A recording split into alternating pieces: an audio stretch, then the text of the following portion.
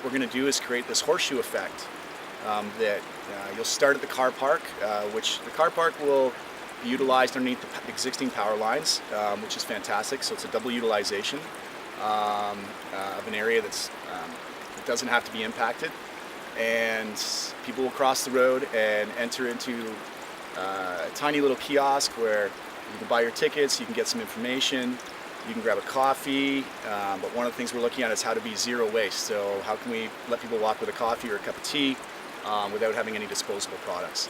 And you'll enter through a little turnstile key into a forest that's only about 15 years old. It was used to as part of the site to build the Atlantic Power IPP project, which will educate people on as well too, some of our greener energy in BC here.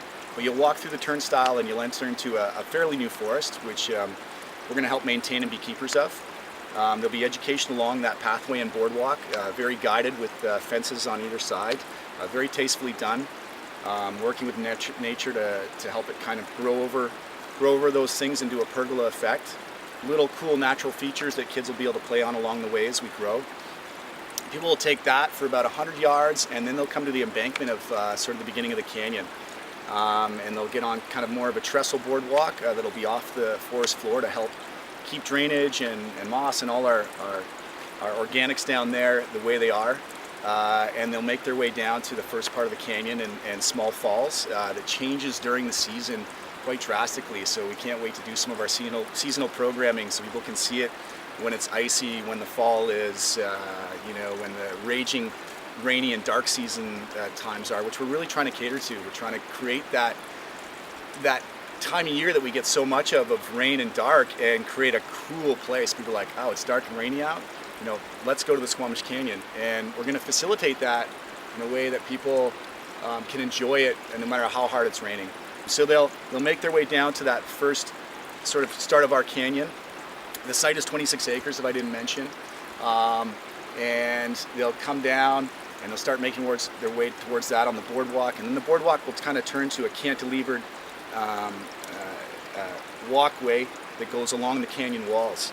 And what we're tastefully going to do is make sure everything we build is immersed into the forest. So the forest is really going to dictate what we do.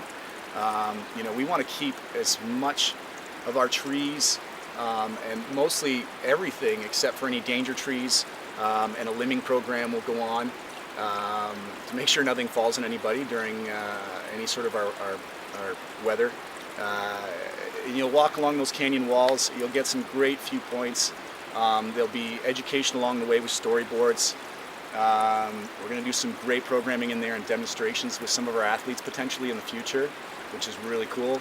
Let people learn a little bit more about our passions and what we do here, from potentially our slackliners, our climbers, our kayakers, our divers. They'll walk the canyon walls, learning and seeing and learning about geology and the ecology of the area and the history. And they'll walk along those walls, and then they'll come to the bigger set of falls. It'll be tucked off to the side. There'll be a viewing platform there, and then it'll come up into the forest, and you'll start back on the wood trestle walkway, guiding people back into our bigger forest section, where you'll come up, you'll follow the upper banks of the river, and you'll make your way into the forest, and there'll be a cool natural kids playground with a fence around that, and that's where our sail canopies will start up in the treetops.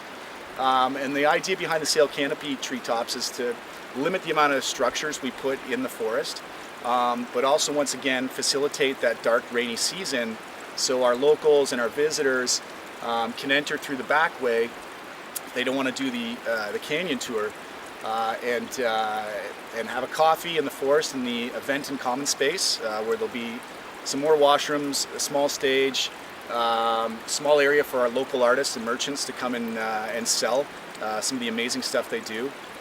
From our food to our merchandise will be strictly local, and strictly our artists up and down the Sea to Sky corridor, and mostly Squamish, and people will be able to lounge there, listen to music, overlook the children's play area, which will overlook the river, all surrounded by nice fencing, and as low impact as we can be, like I said. So a combination between ground cover and decking. And then guests will be able to take the easy pathway guided back to their cars, and they'll end up probably 50 yards from where they started at the front entrance. It's a really cool location with some really cool features, and that's kind of our baseline product where we're going to start from, and we're super excited about it. I think people are going to be pretty stoked on what we do.